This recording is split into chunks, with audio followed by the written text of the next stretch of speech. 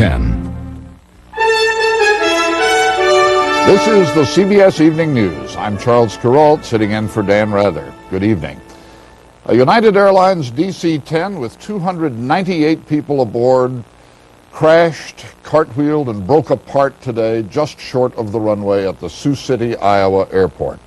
Flight 232 was bound from Denver to Chicago with 287 passengers and 11 crew members.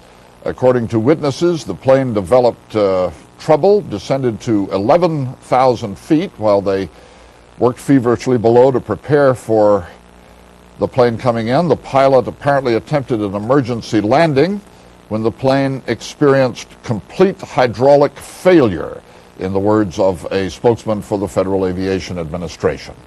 A witness said the plane crossed a highway with its wheels and its flaps down, apparently struggling to keep itself in the air.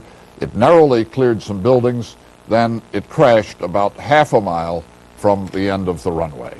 There have been survivors. Charlie Martz, a survivor of the crash, described it this way.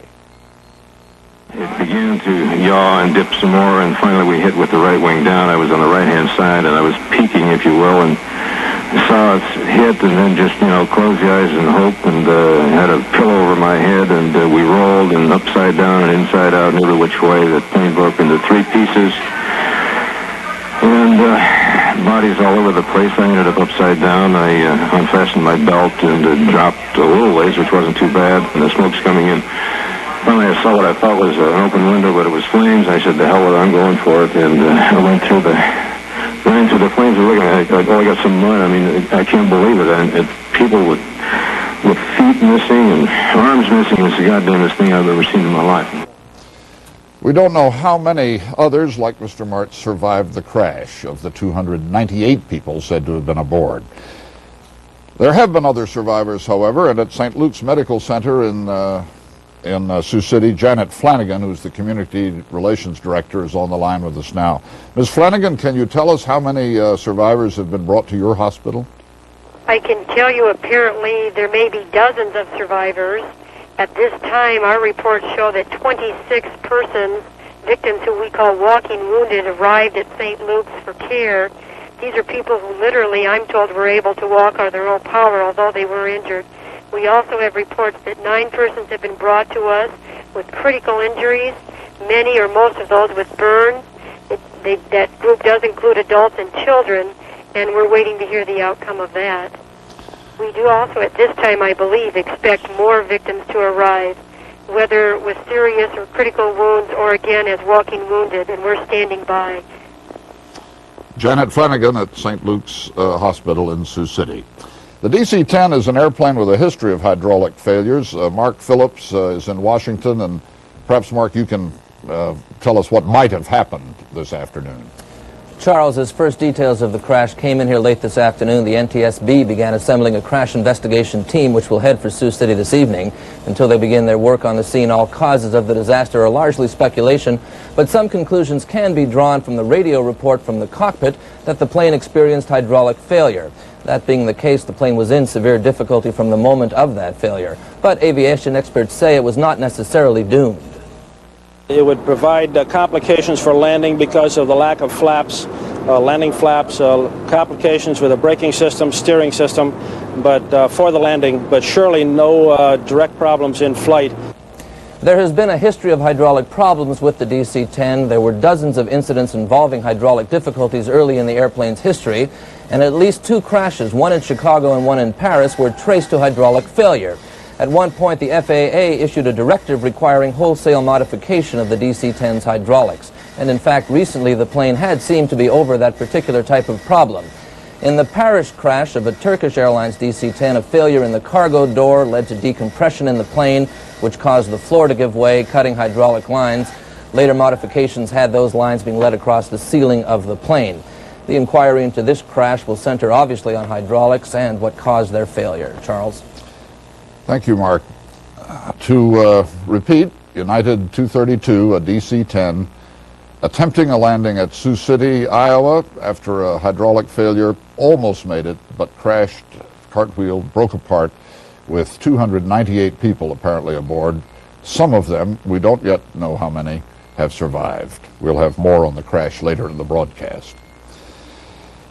President Bush is about to mark the 20th anniversary of man's greatest achievement in space by announcing an even loftier goal for the U.S. space program.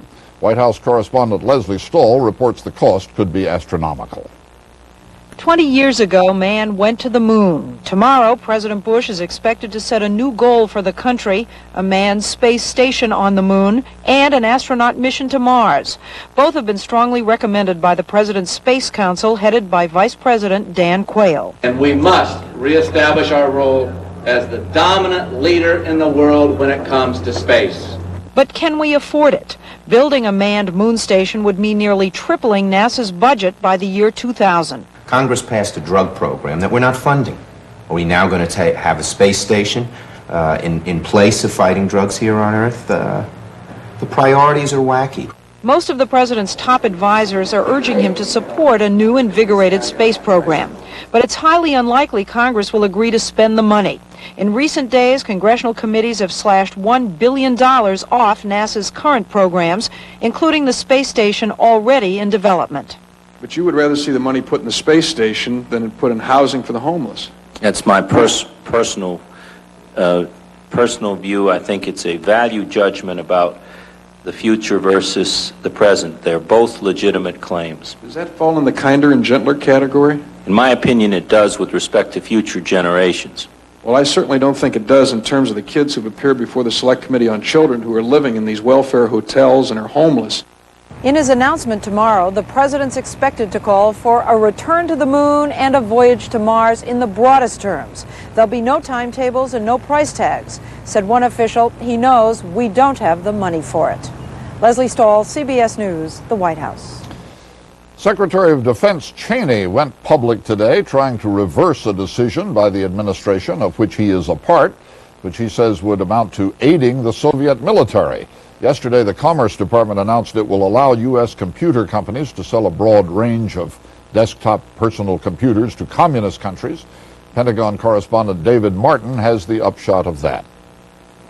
The decision to permit the sale of personal computers like Apple's Macintosh Plus to the Soviet Union and its allies today triggered a rare public dispute within the Bush administration. This will give them a computer capability that has military applications that should be avoided. And my concern is that I'm not satisfied that we are protecting that technology under this decision. The move to sell American computers 10 times more powerful than those currently available to Soviet bloc countries was made by the Commerce Department on the heels of President Bush's visit to Eastern Europe. I think it follows not only in spirit, but it was something very tangible, what the president has said he wanted to do, and that is open up trade and open up opportunity, both for American companies and for the places like Hungary and Poland. Besides, the State Department says PCs can be bought in so many countries these days, there is no way to keep them out of Soviet hands. But the Pentagon argues there is no reason to make the Soviets' job any easier, and that PCs can easily be upgraded to supercomputers. Then you get what we call a big number cruncher, and you can use it for some of the most exotic nuclear design work. Pentagon officials say Cheney was upset when Commerce announced the decision before he had a chance to appeal it to the president. By taking the unusual step of going public, Cheney hopes to reverse the decision. David Martin, CBS News, the Pentagon. Still to come on the CBS Evening News, continuing coverage of the crash of United Flight 232. And David Browning on the day 20 years ago when men set out for the moon. 10 and 50 feet down at 4. Altitude, velocity, light. 3.5 down, 220 feet. Lucky for this diver, she has a thin, powerful seal. So thin, it's virtually airtight. So powerful, it even holds up to pressure. No, it's not on this diver's mask. The seal is on her dentures. Extra Hold Fast Teeth has a seal so thin yet so powerful, it's virtually airtight.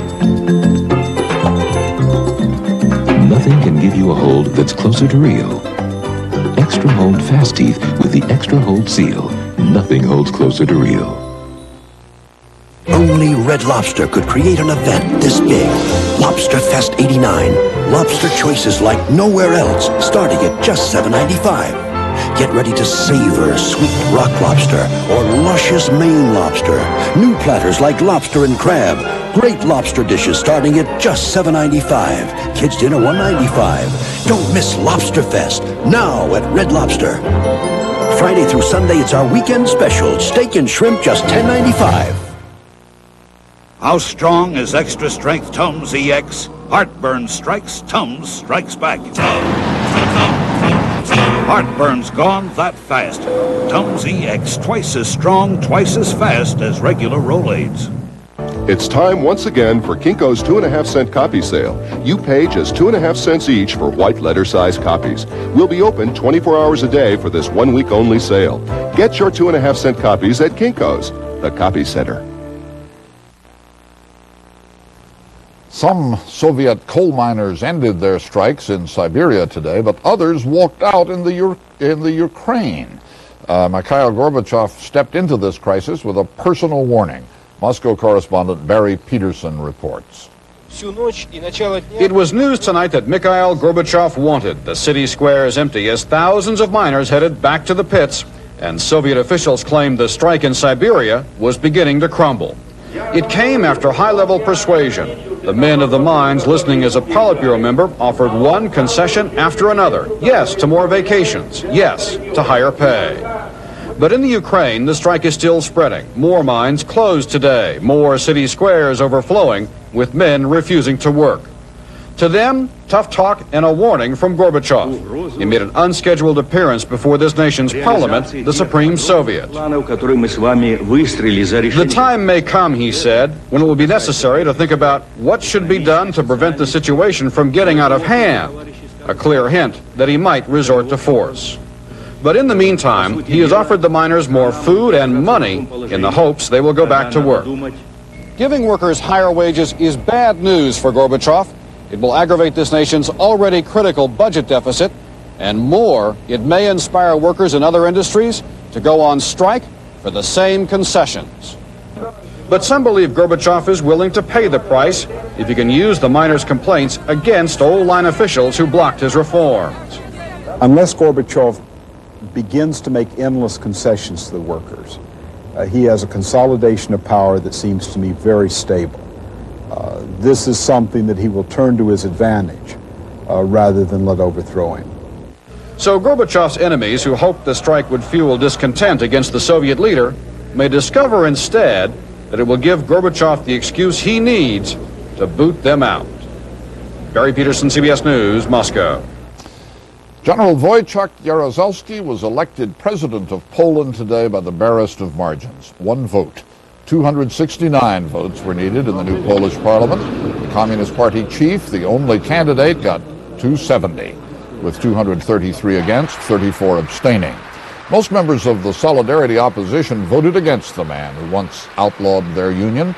Some others boycotted the vote. That helped Jaruzelski by reducing the number of votes he needed to win. On the 10th anniversary of the Sandinista revolution, Nicaragua and the United States each appealed to the other to give peace a chance in Central America. President Daniel Ortega led a huge rally in Managua. He called on President Bush to dismantle the Contra-opposition rebels. He repeated his pledge of free elections next year. In Washington, President Bush charged the Sandinistas have not kept their promise of democracy in Nicaragua. He said the United States is willing to respond positively if they do.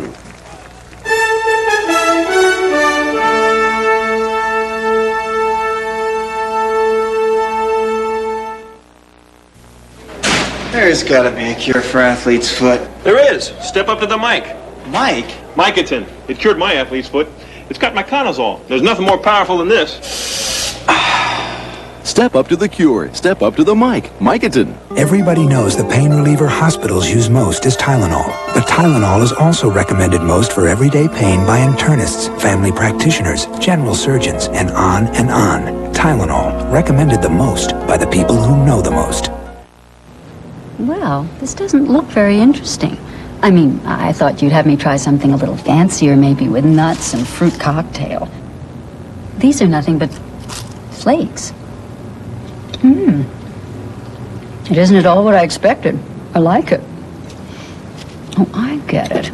It's a whole New kind of cereal. Simple and back to basics, right? I like it. Kellogg's Corn Flakes. Corn Flakes? Taste them again for the first time. It took 2,000 years, but a revolutionary discovery is changing the way men think about coloring their gray hair. It's called Just for Men, from the leader in men's hair coloring. Simply apply Just for Men, and in 5 minutes, shampoo out. Your gray is blended away, leaving your natural-looking color. 5 minutes. Here, look at me. Just for Men leaves your hair looking healthy and fuller, and it won't fade or wash out. Just for Men, in the men's hair care section. President Bush's controversial nominee to head the Civil Rights Division of the Justice Department testified at Senate confirmation hearings today. If confirmed, William Lucas would be the top defender of American civil rights. Today, Lucas was defending himself. CBS News law correspondent Rita Braver has our report. To put it bluntly, this will be and is and has been a contentious and will be a contested nomination. William Lucas, a former sheriff and executive of Wayne County, Michigan, with little background in civil rights law. Nominated for Assistant Attorney General for Civil Rights, he has come under fire for an alleged lack of commitment and experience. Today, he got an important symbolic boost when he was introduced by Democratic Congressman John Conyers, and Lucas launched his own offensive. If you're talking about a fire in the belly, if you're talking about a commitment to correct these things that I know of firsthand, I assure you have it. But some senators were skeptical, worried, for example, about Lucas's downplaying of recent Supreme Court civil rights decisions. Are you saying that there is no change in any of these 5 big recent U.S. Supreme Court decisions on affirmative action? Sir, I do not see any significant change, and I would not... Any insignificant change? Any change at all? I believe that there are some tightening of the laws. Senator Heflin read from a report on civil rights violations at the county jail Lucas supervised. So shocking and outrageous as to violate widely held precepts of human decency and ordered liberty. Lucas said the situation developed before he got there. I took the blows that come with being the man in charge. And senators raised questions about Lucas's personal record, a 1985 customs fine for failing to declare jewelry purchases, resumes and applications Lucas wrote that misstated his work experience, gambling junkets to Las Vegas, and a contract while Lucas was county executive that went to his campaign manager's construction firm. What's concerning me is not whether you did anything illegal, but whether you didn't recognize the obvious appearance of impropriety. Lucas seemed to suggest that his problems may come from the fact that civil rights groups have never considered him a team player. Institution and organization that I believe were chartered to help my advancement is trying to destroy me. Justice Department officials say that despite the controversy, they're convinced that Lucas will be confirmed. Rita Braver, CBS News, Washington. A new study out today strongly confirms that aspirin can help prevent some heart attacks. The study, reported in the New England Journal of Medicine, found that men over 50 who took an aspirin every other day reduced their risk of heart attack by 44%. And it said the effect was even greater among men with low levels of cholesterol. The government said today that inflation for the first 6 months of the year rose at an annual rate of 5.9%. That is the fastest pace for inflation since 1982. But the Labor Department report said in June, the Consumer Price Index rose just 0.2%, the smallest advance in 16 months. In the meantime, the Commerce Department reported a sharp increase in apartment construction, pushed housing starts up 7% last month as interest rates fell.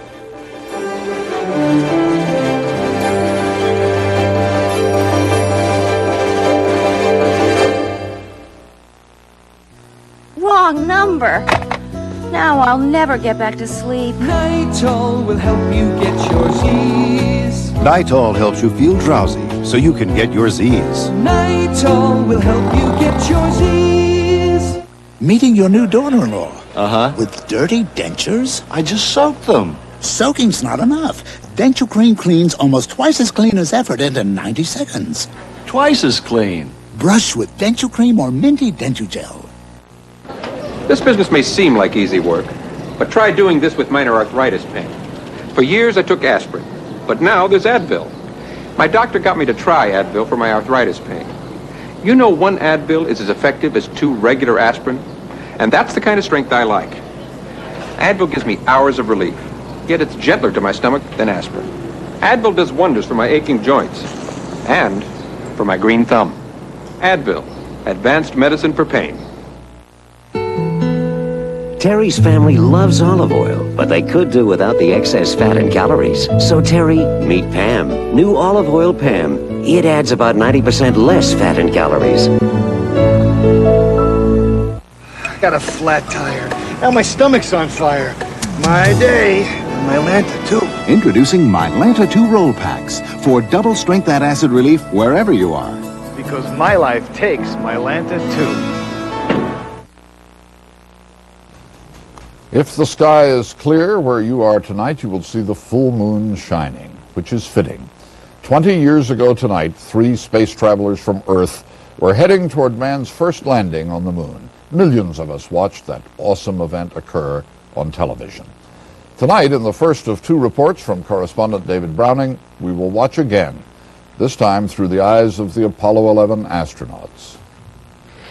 I believe that this nation should commit itself to achieving the goal before this decade is out of landing a man on the moon. Doubtless you know the story of how man set foot on the moon that first time, that time beyond forgetting. Will be more impressive to mankind. You may have marveled at the hardware that got him there, marveled at the souvenirs he brought back. Difficult or expensive to accomplish. But you may not have heard the tale as it is told by the 3 men who lived it. We have pieced their story of the flight together from their writings, their public statements, and interviews with CBS News. The story of Neil Armstrong. It's a great surprise to me that so many people remember something that happened 20 years ago. Michael Collins. We're a nation of explorers. It's a fundamental thing to want to go, to touch, to see, to smell, to learn. Buzz Aldrin. The next year of 1990, all 3 of us, Neil, Mike, and myself, will turn 60 years old. And it does seem a good ways back, yet there are many parts of it that are very fresh in my mind. Automatic sequence as the master computer supervisor. We had a glorious morning on that Sunday morning. Armstrong was first into the spacecraft, Collins second. Waiting his turn, Aldrin could see for miles up and down the Cape. I could watch the sunrise and watch the waves coming in moments before this giant Saturn was going to burst into action and propel us off. We have a liftoff, 32 minutes past the hour. And finally, the moment, Neil Armstrong. It was a great ride. Fire spitting, thunder clapping, go to the moon machine. They were exhilarated, but they'd planned and rehearsed and worried about it so Mike Collins had tics in both eyelids from the tension. He remembers thinking, I'm far from certain we'll be able to fly this mission as planned. It would be a national disgrace if we screwed it up. Flying to the moon is a long and delicate daisy chain of events. Any link in the chain, if it gets severed, ruins the whole thing. Big Mike Collins there. En route, there were TV shows for the world below. Collins wrote, the TV camera was a bloody nuisance of an afterthought. Reluctantly, we agreed to turn it on a couple of times, but we weren't happy about it. Like that to wedge yourself in, and that seems more at home. But the views. Armstrong says the sight of Earth in the blackness of space is one of his greatest memories. And Collins was simply astounded, electrified by the approaching moonscape. And while Collins waited in the mothership, Aldrin and Armstrong descended to the surface. Go. Control. Go. Armstrong. The thing you fear most is the unexpected. The ones you worry about are the ones you didn't foresee and didn't properly prepare yourself for. The unexpected, it would never be far away. Roger, 1201 alarm. 1201 alarm. First, a series of alarms indicating a computer overload. Aldrin. I think it caught both of us unawares. It diverted our attention from whatever else we were doing. Our hearts shot up in our throats, Aldrin wrote. Mission Control had seconds to decide, was the computer overload serious enough to abort the landing? And even as controllers decided no, proceed with landing, Armstrong realized the pre-programmed landing zone was too dangerous, strewn with boulders. With fuel running out, he took manual control. Aldrin. When we got to 100 feet, and if you can detect the tone of my voice, you can tell that I'm trying to, between the words, ease Neil down. Forward. 40 feet down, 2.5. They were to touch down with perhaps 10 seconds of fuel left. No problem, says Armstrong. That didn't really particularly worry me. We were used to flying the lunar landing training vehicle with very low amounts of fuel. The Eagle has landed. But that was just the beginning. Tomorrow, Armstrong, Aldrin, and Collins will recall that first small step for a man, and how 20 years later, each remains, in his own way, moonstruck. David Browning, CBS News, Los Angeles. To tell you again the bad news of this evening, a United Airlines DC-10 attempting an emergency landing after it experienced hydraulic failure crashed and cartwheeled and burned and broke apart just short of the runway at the Sioux City, Iowa airport. There were survivors. Late reports are that there may have been as many as 150 survivors of the 298 people, including 11 crew members, who were aboard Flight 232. The flight was bound from Denver to Chicago when it attempted its emergency landing. A police officer at the airport said the plane was having problems before it went down. They were prepared at the scene. They knew about the problems. According to an Air National Guard sergeant who was listening to the transmissions, the plane attempted its approach to Sioux City with no electric power, no steering, and no brakes. We'll return to the air with further important developments if we learn about them this evening. That's the CBS Evening News. I'm Charles Kuralt, sitting in for Dan Rather. Good night.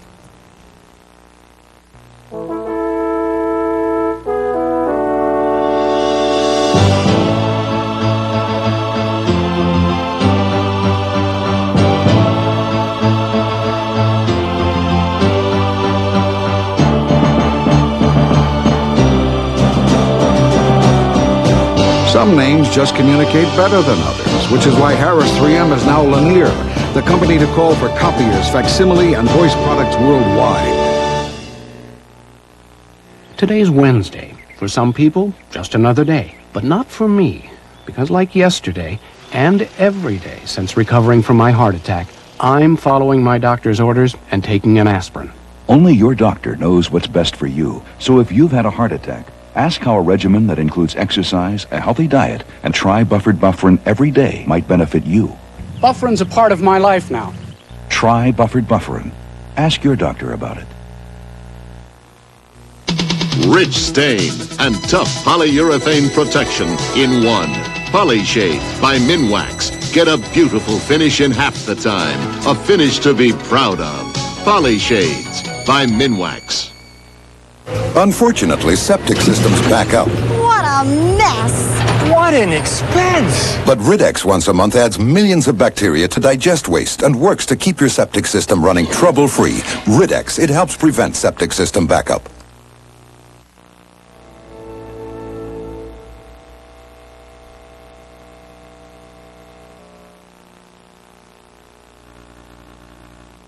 This is CBS.